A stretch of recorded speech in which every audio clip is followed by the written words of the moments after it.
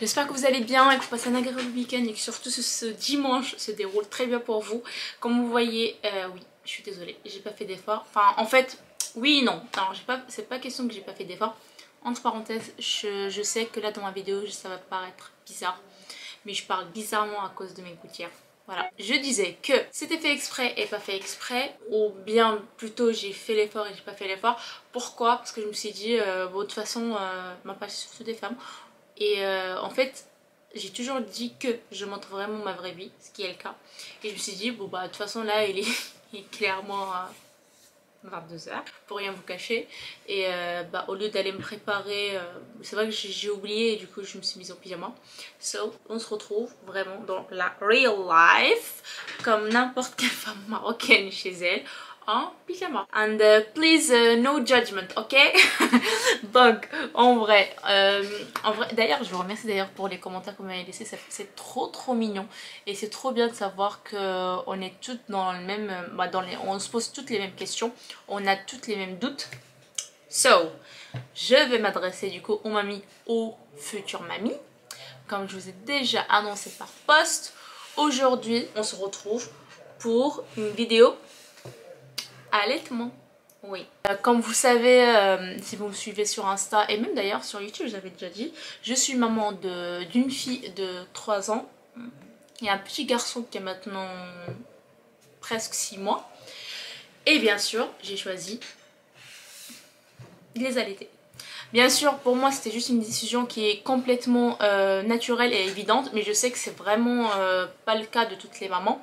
Après, l'allaitement, ça reste une expérience unique et intense qui peut être source de joie et de fierté, mais aussi voilà, des doutes et des difficultés.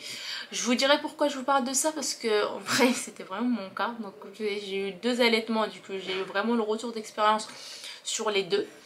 Si vous êtes en train de se poser la question sur l'allaitement, je vais essayer de vous apporter plus ou moins des éléments.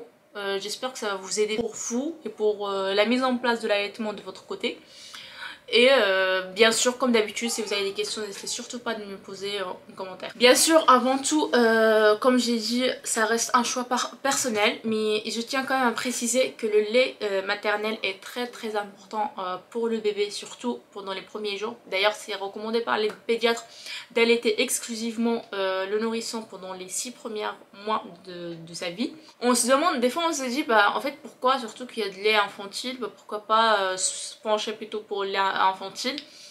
Alors le lait maternel, comment il est composé? Franchement, je me dis, machallah, parce que moi je tirais mon lait, et des fois je tire mon lait, et vous allez voir que, en fait, je suis désolée, bon, c'est un peu tabou, je suis désolée pour les personnes qui sont un peu gênées, mais en fait, machallah, comment c'est fait? Il s'adapte aux besoins du bébé. En fait, c'est un lien qui met en relation, certes, il n'est plus dans le ventre de la maman, mais grâce à l'allaitement, mais en fait, et grâce surtout au mamelon, c'est en fait au niveau du mamelon que le petit communique ses besoins au corps, et du coup le corps il fait tout pour modifier la composition du lait pour la prochaine tétée. Donc rien de savoir ça, on se dit qu'on sait que le lait maternel, c'est vraiment le lait qui va répondre aux besoins du bébé. À savoir que, on le sait, hein, que normalement un enfant de moins de 3 ans, il n'a pas le droit d'avoir des antibiotiques, enfin du moins il ne peut pas prendre des antibiotiques. Sachez que via le lait maternel, la maman a cette possibilité de transmettre les anticorps à son bébé. Donc elle développe son système immunitaire. Pour ça aussi, c'est là où on voit qu'il y a un petit plus pour l'allaitement maternel. Après, c'est vrai que c'est dur, c'est pas facile de le mettre en place. Il y en a pour qui ça se passe très naturellement. Donc le bébé est délivré, on le met au sein, hop, il prend et puis voilà. Après oui, alors après l'allaitement ça reste vraiment un choix personnel et aussi une question de confort. Si la personne ou si vous décidez vraiment d'allaiter votre bébé, il est important de se sentir bien dans sa peau. Si vous sentez que vous n'êtes pas à l'aise, ça sert à rien, clairement.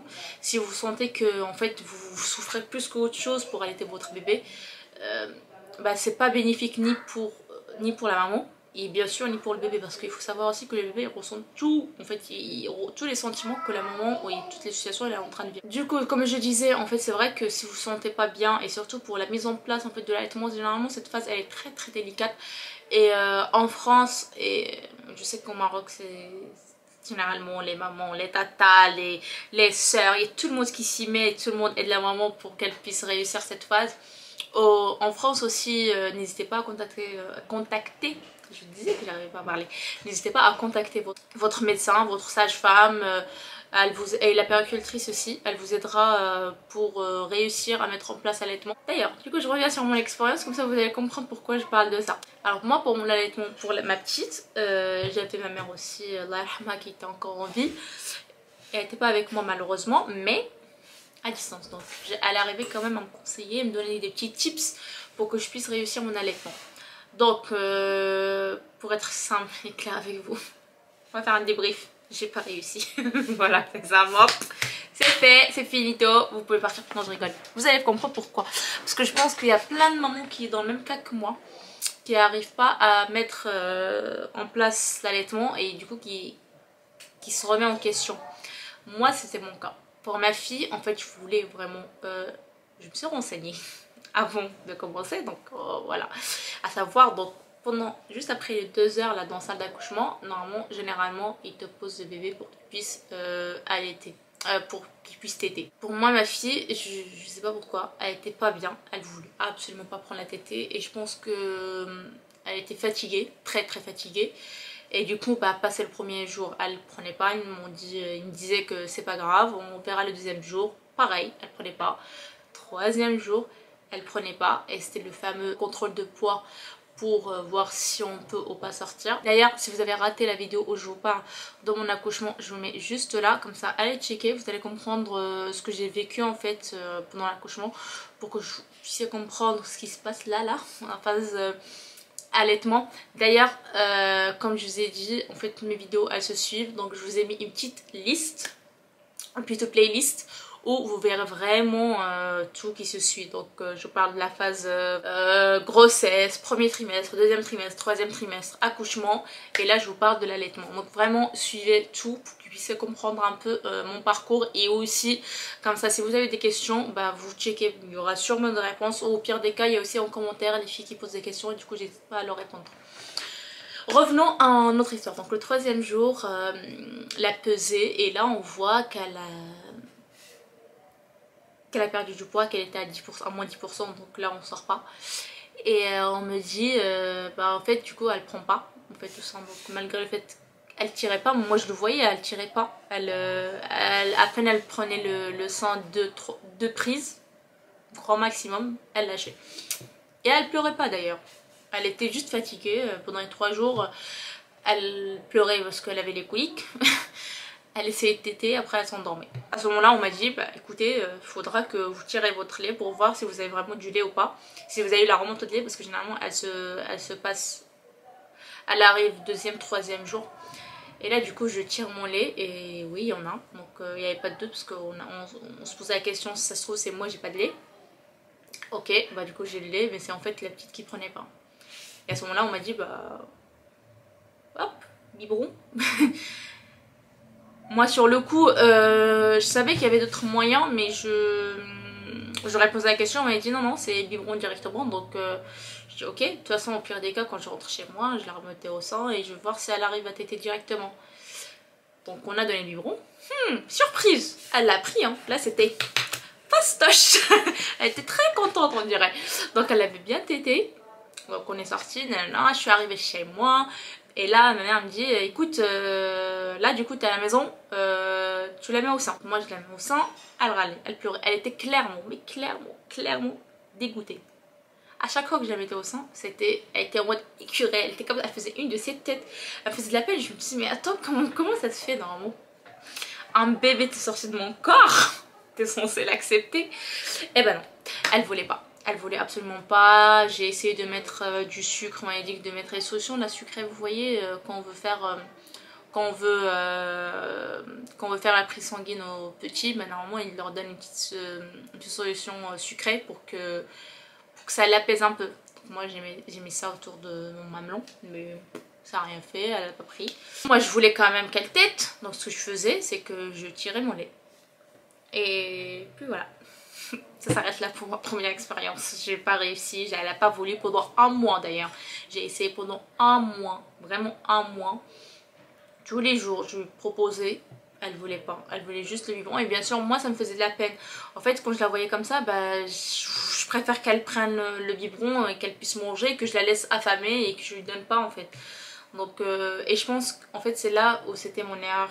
Parce qu'elle sentait que j'étais pas prête déjà moi, qu'elle me faisait de la peine. Et comme je vous ai dit, les enfants, les bébés surtout, ils ressentent vraiment tous les sentiments de la maman. Donc si vous n'êtes pas sereine, si vous n'êtes pas sûre, si vous vous inquiétez, si vous vous posez des questions, si vous n'êtes pas vraiment décidé pour mettre en place l'allaitement, bah, votre bébé il va se mentir. Et du coup, bah, clairement, ça ne va pas fonctionner. La clé et la persévérance est vraiment d'être sûr de ce que vous voulez faire. Et du coup, bah, j'ai repris le travail et j'ai tiré le lait. Donc autant vous dire que c'était fatigant. Pour celles qui vont, je sais qu'il y en a qui vont peut-être du mal à avoir du lait, assez de lait, des questions qui se posent comme ça. Moi j'ai toujours eu confiance en moi. Il y avait des fois où des gens me disaient mais elle pleure, ça se trouve elle a toujours faim.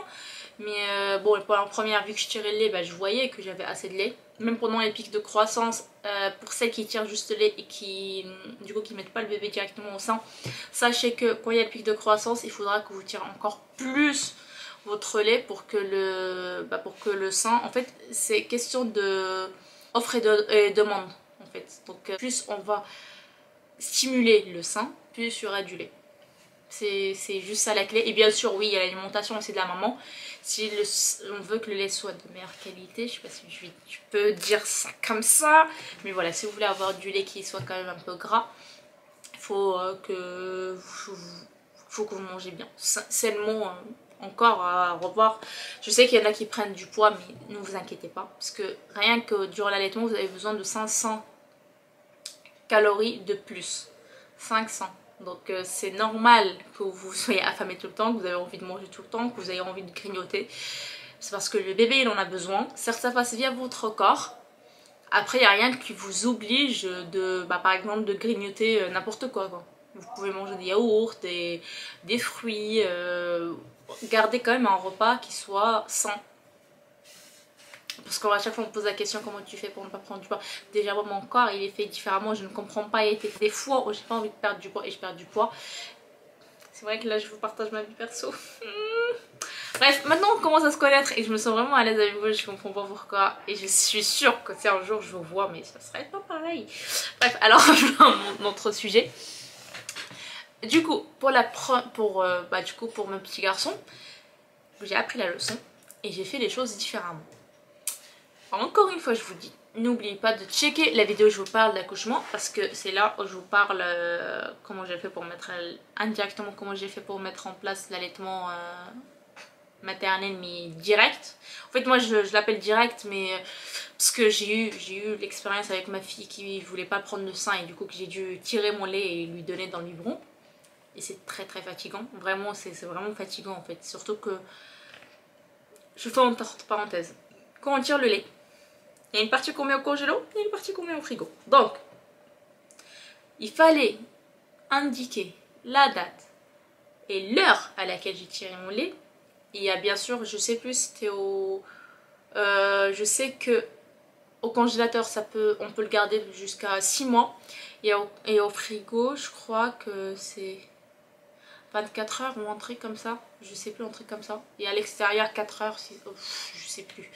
Mais en tout cas, voilà, vous avez toutes les infos sur internet, il n'y a pas de questions sur ça. Mais c'est juste que voilà, c'est galère à mettre en place. Surtout que du coup, la nuit, il faut se lever, il faut se réveiller en pleine nuit, il faut aller chauffer le lait. Et il faut le mettre dans le biberon, il faut vérifier la température du lait et après lui donner. Voilà, limite mettre en place l'allaitement artificiel, donc lait infantile, était plus simple que tirer le lait et lui donner. Mais voilà, bon ça a duré, j'ai pu quand même rester l'allaiter pendant 6 mois, donc j'ai pas pu malheureusement lui donner plus parce que j'avais le travail et que ça m'épuisait littéralement. Donc comme j'avais dit pour la deuxième, mon deuxième bébé, arrivé déjà en maternité, moi il y avait un moment aussi, je sais pas pourquoi, franchement, s'il y a une infirmière ou une sage-femme qui passe par là, juste dites-moi pourquoi quand une maman refuse de donner le biberon à son bébé, pourquoi vous ne proposez pas d'autres moyens? Est-ce que vous avez la flemme ou vous ne savez pas? Je ne comprends pas. Parce que clairement, quand un bébé est en maternité, c'est normal qu'il ne tète pas énormément. C'est normal qu'il ne prenne pas assez. C'est juste normal. Donc si, au pire des cas, on voit que sa prise de poids, elle n'est pas comme il faut, pourquoi, au lieu de proposer le biberon, je parle de juste la bouteille, je parle pas du lait infantile, au lieu de proposer ça, pourquoi on ne propose pas d'autres moyens, comme le gobelet, par exemple, la petite tasse, comme il y a même des hôpitaux qui proposent de petits tuyaux qui passent par le sein pour que le bébé puisse prendre le sein directement et qu'il n'y a pas cette confusion entre tétine du biberon et le mamelon. Pourquoi? Je vais revenir pourquoi moi j'adresse cette question. En fait, pour mon cas, mon bébé il prenait quand même le sein mais il tirait pas assez. Il tirait un peu, donc dans sa prise de poids, il était à la limite 10%. Donc il y en a une qui allait refuser ma sortie. Bon, le pédiatre finalement m'a permis de sortir parce que tous les paramètres étaient ok, donc je pouvais sortir. Mais toutes les sages-femmes, elles étaient persuadées, elles voulaient clairement que je lui donne pas le sein et que je tire mon lait et que je lui donne dans le biberon. Et que carrément une, elle s'est permise de me dire ah mais vous allez pas laisser votre bébé affamé quand même. Mais de quoi je me mêle? Franchement, de quoi je me mêle? Il faut arrêter ces propos en fait. Ah, honnêtement, là je vous parle comme ça parce que ça m'énerve. Là maintenant je m'en fous parce que de toute façon j'étais vraiment décidée. Donc elle m'a parlé comme ça, je lui dis écoute, d'accord, je vais tirer mon lait, mais moi je lui donne pas dans le biberon. Soit je lui donne dans la tasse, le biberon non. Et comme par hasard, mon fils à ce moment-là, il voulait pas prendre le biberon dans tous les cas. J'ai tiré mon lait, le pédiatre était ok. Il a dit de toute façon ça va. C'est juste, il faut lui laisser le temps de s'adapter. C'est normal en fait. Je suis arrivée chez moi. Je lui donnais le sein. À un moment donné, il voulait pas parce qu'il s'est habitué au gobelet. Parce qu'au début, je lui donnais au gobelet. Et le petit malin, bah, du coup il sentait que moi je m'inquiétais et que je voulais quand même qu'il mange, donc il a pris l'habitude avec le gobelet et que le sein il tirait un petit peu, il voulait pas faire trop d'efforts. Et là je me suis dit je vais pas me laisser faire comme pour ma petite. Et du coup j'ai pris un rendez-vous avec une sage-femme et je lui ai parlé de la problématique et en même temps j'ai eu un petit souci, c'est que mes seins ils sont engorgés. C'est le truc qu'il faut pas avoir. Mais en fait c'était ma connerie à moi parce que je me suis mise déjà, alors que la remontée de lait elle n'a pas été encore mise en place bien comme il faut. Donc c'était la deuxième semaine. Et moi je me suis déjà mise à tirer mon lait, à faire le stock, à me préparer au cas où pour la prise au boulot, enfin du travail. Et aussi pour au cas où si je sors un jour et que voilà mon fils est avec le papa et qu'il puisse lui donner le lait. Et en fait, du coup, mon sein, du coup, l'allaitement était juste en train de se mettre en place. Et là, il se rend compte qu'il y a beaucoup trop de demandes. Et ben là, c'est pas disons que c'était pas très beau à voir ni à vivre. J'ai eu de la fièvre pendant 2 jours. C'est tombé en été. Toutes les sages-femmes étaient en congé. Donc la seule sage-femme que j'ai trouvée, il fallait se déplacer, alors que moi j'étais pas en état de me déplacer. Et je suis partie la voir en disant écoute, voilà, c'est mon état, j'ai trop mal, j'ai de la fièvre, mon bébé il n'arrive pas à prendre, enfin il prend mais il prend pas comme il faut parce que au bout d'un moment il râle, et du coup finalement je lui donne le gobelet. Et là elle me regarde, franchement si cette sage-femme elle passe par là, grand cœur sur toi, parce que franchement elle m'a regardé comme ça, elle me dit mais... Et je lui ai dit qu'en maternité, on m'avait proposé le biberon, on m'avait dit qu'il fallait que je lui donne le biberon. Elle me dit, mais non, non, non, les maternités, il faut qu'ils arrêtent avec ça. Quand un bébé, on lui donne le biberon, c'est bon, il ne veut plus passer au sein. Si on veut réussir la mise en place de l'allaitement maternel direct, il faut commencer avec ça dès le départ. Et persévérer, certes, des fois, surtout que nous, la maman, généralement, après l'accouchement, bah, on n'est pas bien dans notre peau. On se pose plein de questions, et bien sûr, c'est... Le dernier truc qu'on a envie de voir, c'est notre bébé en train de pleurer et qu'il a faim et qu'on n'arrive pas à le nourrir. Mais il faut quand même persévérer. Donc s'il y a des mamans, il y a des futures mamans qui passent par là, soyez sûrs que tout ira bien. En fait, il faut juste rester zen. Vous voulez mettre en place l'allaitement, c'est une chose naturelle. Donc tôt ou tard, ça va se mettre en place. Il faut juste pas se dire, bah je lui donne autre chose. Ne vous inquiétez pas. De toute façon, un bébé, quand il a vraiment faim, ça, je vous le dis maintenant. Mais moi, avant aussi, j'y croyais pas, j'avais du mal. Quand un bébé il a faim, il va manger, t'inquiète pas. Il va revenir vers toi et il va te tirer, il va essayer. Premier jour, deuxième jour, troisième jour, hop, c'est mis en place.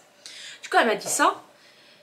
Et elle m'a dit, mais non. Elle m'a dit, il veut pas, ok, tu le laisses. Elle m'a dit, quand il a faim, tu reproposes le sein jusqu'à ce qu'il le prenne. Tu proposes plus le gobelet, t'arrêtes. T'arrêtes le gobelet, complètement. Et c'est ce que j'ai fait. Et je vais pas vous mentir. Premier jour, des cris parce qu'il voulait absolument le gobelet, il voulait pas vraiment tirer, il prenait un petit peu, il lâchait. Le deuxième jour, hop, il a pris. Comment vous dire que j'étais choquée? Comme quoi, il faut juste patienter et persévérer. Vous avez envie de mettre ça en place, vous allez souffrir peut-être avec lui un jour, 2 jours, mais c'est bon, ça va se mettre en place, ne vous inquiétez pas. Et moi c'est ce que j'ai eu du coup. Et revenons du coup sur celles qui se posent des questions sur qu'est-ce qu'il faut manger pendant l'allaitement. Moi c'est vrai que je mange des compléments, enfin des compléments, je sais pas si je peux appeler ça comme ça, mais s'il y a des maghrébines qui passent par là, mais je mange du sello, zometa sello, chacune comment elle l'appelle, mais c'est un mélange spécial qui est fait pour la maman qui désire d'allaiter. En fait ça permet de renforcer, de donner de la force à la maman et aussi de, on dit ça comme ça, de donner un lait de bonne qualité à la maman et que l'allaitement puisse se mettre bien en place. Et c'est vrai que moi j'ai eu la montée de lait assez rapidement que quand je mangeais ça. Voilà, c'était pour moi. J'espère que ces quelques conseils et mon expérience vous seront utiles si vous êtes en train de vous poser des questions sur l'allaitement. N'hésitez surtout pas à me partager votre expérience et vos questions en commentaire. Je serais ravie de vous aider et de vous soutenir dans cette phase, dans cette expérience juste formidable, dans la démarche de mettre l'allaitement en place. À qui on va mettre de ce tout? Voilà. Voilà. Et j'ai une petite youtubeuse ici, qui est là, en ce moment elle fait quoi? Ouais, donne-la à papa, il va te le faire s'il te plaît, chérie. Sur ce, j'espère que cette vidéo vous a plu. Si c'est le cas, n'hésitez surtout pas de liker la vidéo, de vous abonner et d'activer la cloche, comme ça vous serez informés quand je posterai la prochaine vidéo. Et je vous dis à bientôt. Bisous.